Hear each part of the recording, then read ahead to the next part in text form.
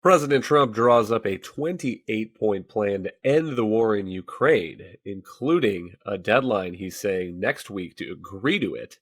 What is in this document now public in the press are these terms that the Ukrainian public and President Vladimir Zelensky can accept. And what are the risks to the U.S. of a capitulation to Russia's Vladimir Putin? From the opinion pages of the Wall Street Journal, this is Potomac Watch. Welcome, I'm Kyle Peterson with the Wall Street Journal. We're joined today by my colleagues, editorial board member Kate Odell and columnist Joe Sternberg in London. Buoyed by the success of his 20-point plan for a ceasefire in Gaza, which led finally to the release of Hamas's Israeli hostages, President Trump is now trying a similar approach in Ukraine with a 28-point document that has been mooted in the press and now made public. Let's listen to President Trump on Friday on the Brian Kilmeade radio show explaining that he is not taking sanctions off Russia yet, but there is a deadline for Ukraine to consider and accept this proposal. You're not pulling off the sanctions while you wait on the 28-point plan, because it seems like every time Vladimir Putin wants you to stop we have very that. strong sanctions. So they go in today, don't they? Against Lukoil, and they go in very soon, and they're very powerful. Very powerful. I mean, it makes it very hard to sell oil. That's a big thing. That's, their whole economy is based on oil. But no, I'm not doing anything having to do with taking back sanctions. All right, understood. So is next Thursday the deadline that you gave, a loose deadline for Ukraine? Well, we have, I've had a lot of deadlines, but if things are working well, you tend to extend the deadlines. But Thursday is, we think, an appropriate time. Kate, there's 28 points here, plenty to dig into on the details in a moment. But what's your overall read of this document and the administration's case for it? I think it's best described as an ultimatum to Ukraine is what it's looking like. Look, there's been a lot of diplomatic activity over the past week to try to see what maybe both sides can accept. But I mean, fundamentally, it accedes to a lot of what Vladimir Putin has wanted since he started the war in 2022. So let's go through a couple quick of the top line items. The deal would cap Ukraine's military at 600,000 from about 900,000 now. So it's defanging the Ukrainian military. It would give Russia the Donbas in the country's east. Ukraine would forfeit its right to join NATO and associate with that defensive alliance. And the United States would recognize Crimea, which Putin took in 2014.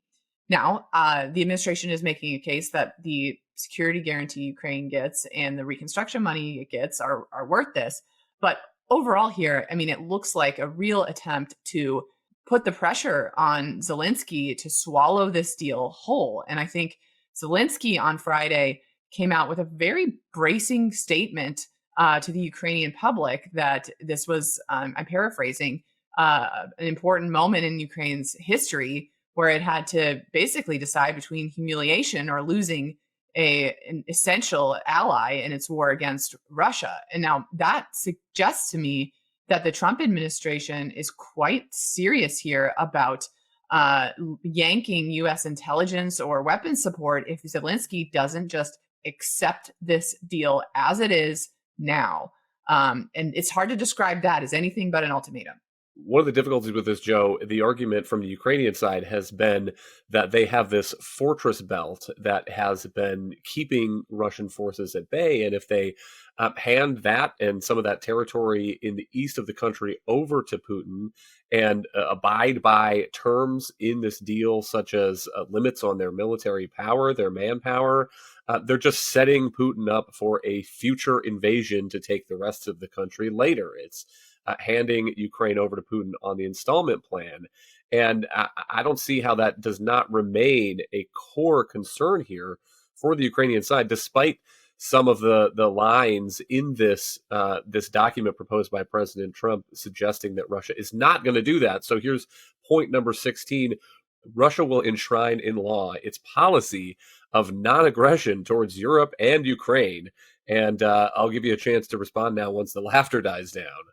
Yeah, I mean that is a big weakness in this plan, potentially a fatal weakness in the plan. And I think it's worth pointing out that Kate suggested that the strong case that you could make for this deal is that at least there is some degree of security guarantee for Ukraine if they stomach this. But I think that the problem is that that is not credible if it comes alongside a deal that has forced Ukraine to accept a bad deal that is in some ways sort of worse than the facts as they are currently on the ground, and that rewards Russia for prior aggression. Because this has always been partly about deterrence and trying to make it as painful as possible for Putin to have launched this war on European soil.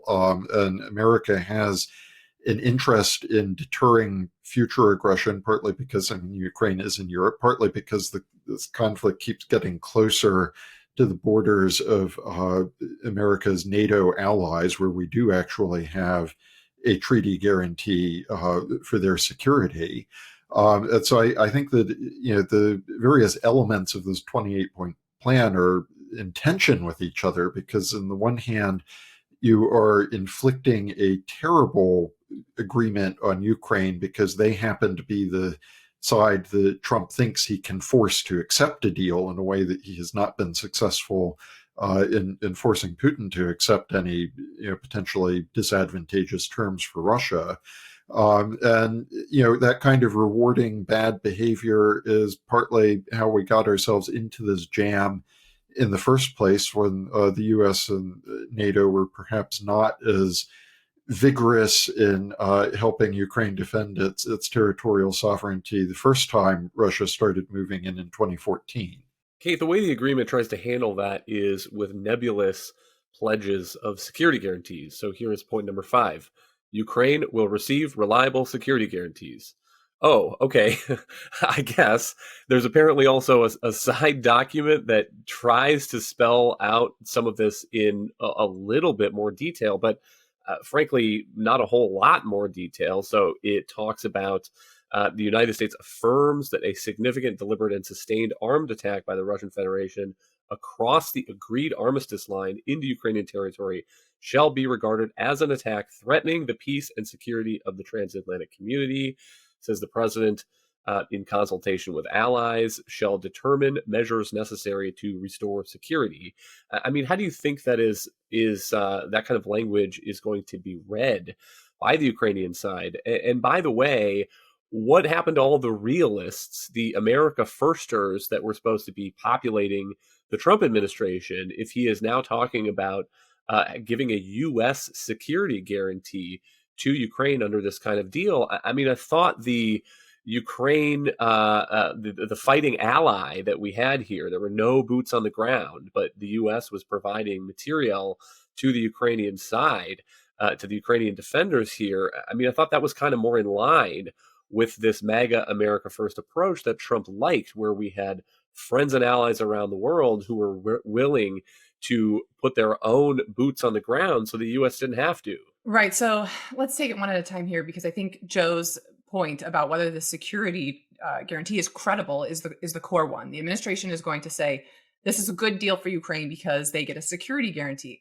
But set aside that we don't know any details of that, Ukraine will have to first decide whether it can take this guarantee seriously. And Ukraine has been burned on nearly every security guarantee it's signed up for over the past 40 years. So Ukraine will be initially skeptical of anything that's not clear in writing, that does not include troops stationed in the country. And this doesn't appear to be part of that. And then the second question, how will Vladimir Putin view this security guarantee? His MO is to test out how serious your opponent is about opposing him. He's doing that right now in Western Europe with drones, with all sorts of things. And so he will have an incentive here to see if the United States is really willing to face a direct confrontation over Ukraine. And he will also have now, as you were describing in the country's east, more favorable territory with which to restart this war. He will also have, because of this deal, a financial lifeline to rearm and get back at it if he's ready. And then again, question is, Is Donald Trump suddenly willing to put the United States military on the line for the security guarantee? Should he be? Would President J.D. Vance? Would President Gavin Newsom? I think there is a lot of reason to doubt that.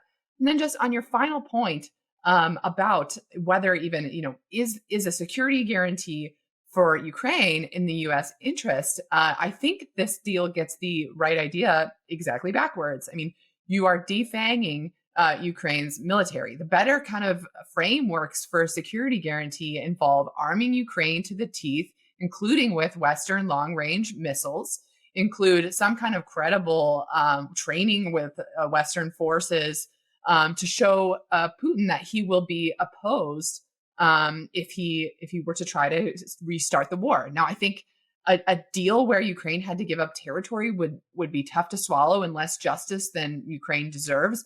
But I think Ukraine is willing to engage that. I think the problem here is that there really isn't this credible guarantee because Putin is not going to tolerate one.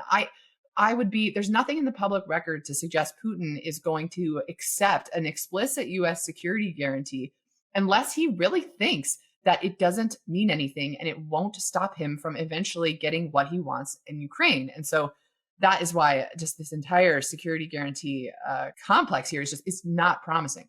But there continues to be rhetoric from the White House, Joe, suggesting that the president, the administration, sees itself as a mediator between two sides that are having a misunderstanding. Let's listen to White House Press Secretary Carolyn Leavitt at the briefing yesterday. The administration has talked equally with both sides. You have seen President Trump engage directly with both President Putin and President Zelensky. Likewise, his national security team has as well. In fact, Special Envoy Witkoff and Secretary Rubio met with some of the Ukrainians just in the past week to discuss this very plan. And so just like you saw with respect to Israel and Gaza, we are hearing out both sides of this war to understand what can you commit to end the war? And that's ultimately how we are going to get to an agreeable solution. That's what the president has directed of his team. I know there's a lot of criticism out there and a lot of doubters, but I would just remind you of the historic success that this president and his team accomplished in the Middle East. We believe that is possible with Russia and Ukraine, and we're hoping and working very hard to achieve that. Joe, I find that rhetoric a little baffling from the United States of America. We're hearing out the people whose country was invaded, and we're also hearing out the people who did the invading. We're hearing out the people whose cities are being bombarded, and we're also hearing out the people who are shooting those drones and missiles. And by the way, I don't think that is accurate as to that's what the Trump administration did in Gaza with Hamas and Israel. To my recollection, that 20-point plan was something of an ultimatum, and it was an ultimatum to Hamas, including saying, if you don't agree with these terms, we're going to implement them anyway in the parts of Gaza that are under Israeli control. And, the suggestion there is that the part controlled by Hamas would just continue to shrink. So, the peace plan, the 20-point peace plan that Trump came out with in Gaza, to my eye, was kind of an ultimatum, but it was an ultimatum to the side that is not the U.S. friend and ally. I think that this is the really unattractive feature of Trump's foreign policy method, to the extent that there is a method, which is deal making for the heck of it instead of for some bigger purpose or with some grander strategic aim in mind. And I think that, that sort of deal making just for the sake of having a deal worked in the case of Israel and Gaza, because it turned out that the good guys were also the strong horse in that conflict. So, certainly Israel, was outgunning Hamas. And so that meant, and, that was a good thing. So it turned out to be a viable model to then apply a lot of diplomatic pressure on the weaker side, Hamas, in that conflict to end it. But that kind of model doesn't work very well in the case of Ukraine, where it turns out that actually the stronger horse, as these things go, Putin's Russia, is not the good guy and is operating very much contrary to the interests of the U.S. itself and our allies in Europe in having started this war. I think that Trump's foreign policy has always been sort of stepping over, tripping over itself to the extent that he really seems to struggle with this kind of moral or strategic distinction that is really important if your goal is to have a sensible foreign policy. So, I mean, I think it's admirable to want to bring the conflict to a close if you can negotiate an end to the Ukraine war, because certainly it is causing an enormous amount of death and destruction in Ukraine. But there are interests at stake. There's a reason why Ukraine defended its territory, and there is a reason why the US and our European allies have supported Ukraine in doing that. And I think that it is important at this point that we not get into this model of just deal making because we want to make a deal. It should be a deal with a purpose, and that purpose seems to be the big thing that is missing from this 28-point plan that we're talking about right now. And the question always, Kate, is a peace deal at what price? And I'm sure we'll get more reaction from the Ukrainian side today, over the weekend, the Ukrainian public towards these kinds of terms. But Trump suggesting that he isn't all that interested in that, setting a deadline next week and suggesting that he is maybe going to pull U.S. support for Ukraine's defenders to use that as leverage. Kate, I mean, do you take that seriously? And is there a real prospect that Zelensky and the Ukrainian public won't have much of a choice given their reliance on U.S. aid if Trump is serious about potentially ending it? Well, you remember that line from earlier this year in the Oval Office when Trump told Zelensky, you don't have the cards. And Zelensky has been weakened, particularly recently, by a fresh corruption and use scandal in Ukraine. That's not the same as saying Zelensky has no cards to play here. And I think there are still some developments here that could make it quite challenging for President Trump to cut and run on Ukraine, even if he wants to. I think Ukraine will command more U.S. public support by showing that it is quite seriously willing to go it alone and thinks that there's something existential at stake. I think also the European capitals are surely scrambling right now to get in touch with the Trump administration and try to talk the president off this deal. You also have a distinct possibility here that Putin completely overplays his hand, even though he is getting a lot from this deal. That is always one possibility. You also have Congress, the last adults in Congress, who don't want to abandon Ukraine, who could make that difficult for President Trump. I think, though, Joe is exactly right in describing that the reason that the administration keeps coming up short with these negotiations is because they are struggling to grasp kind of Putin's ideological way of looking at the world. I mean, the deal includes all these overtures about how we're going to work with Russia on things like artificial intelligence. It's very delusional about what drives Putin's behavior, that he's a rational man of commerce. We need to do some cultural exchange with him, and he will understand us better. I mean, that I think is so fundamentally wrong in their approach. But I think at this point, the strongest argument with the president is about the political consequences of an event like this if he tries to cut and run on Ukraine, despite all of those forces I just described who are trying to talk him out of it. I mean, this would be an Afghanistan-style event if he were to cut and run in Ukraine and that were to seriously harm the Ukrainian position on the front lines. It would haunt the presidency, his second term. It would increase the odds of another crisis somewhere else in the world, because basically the lesson would be that if you want to subdue your neighbor and you can resort to nuclear blackmail, if you can hold on long enough for America to get tired of it, you can get what you want. And so it will make President Trump's headaches in Asia much worse. I think the president is too optimistic about his ability to deter a Pacific crisis with Xi Jinping just on his own diplomatic personality, on his bravado. I think he's too optimistic about that. And I think cutting on Ukraine would just expose him to so much more risk in the Pacific. And again, on the U.S., Ukraine retains a certain amount of support in U.S. politics. But also, I mean, I just think foreign policy doesn't often make a presidency. I forget who said this. It doesn't often make a presidency, but it can bring one down. And it could be another Afghanistan style event.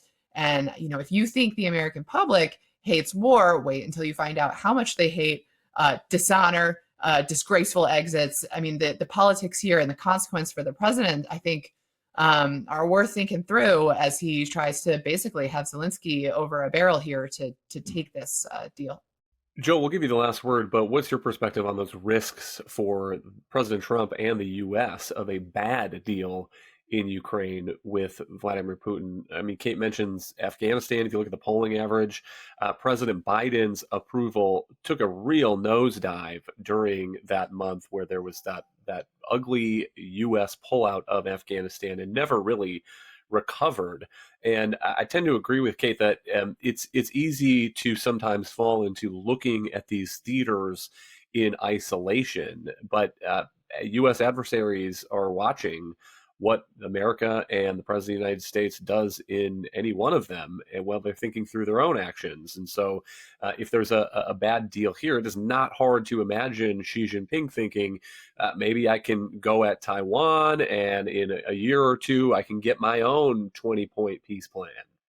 Yeah, I mean, I think that Taiwan is certainly the most obvious point of concern here, but don't forget Europe also is a major point of concern. And if, by some miracle, this deal manages to solve the Ukraine problem that we have with Putin, doesn't necessarily solve the other problems that we have with Putin, because he has been showing that he is willing to be more adventurous, shall we say, in testing NATO in terms of some of the drone action that we are starting to see, some of the other interference, more naval in the Baltic area. So I think that certainly, in addition to the message that, folding or forcing Ukraine into a bad deal would send to Xi Jinping with regard to Taiwan, I think there's also the very direct and obvious message that it sends to Vladimir Putin himself about how much further he might be able to go testing NATO's limits, particularly if you buy an argument that one of the reasons that this conflict in this war in Ukraine has dragged on for as long as it has is that Putin finds it, for political economy reasons back home in the Kremlin, he finds it useful to have some sort of external conflict of this sort running. We shouldn't necessarily think that this peace deal is going to solve that problem or make it easier to solve any of the other problems with him testing NATO itself. Thank you, Joe and Kate. Thank you all for listening. You can email us at pwpodcast@wsj.com. If you like the show, please hit that subscribe button, and we'll be back next week with another edition of Potomac Watch.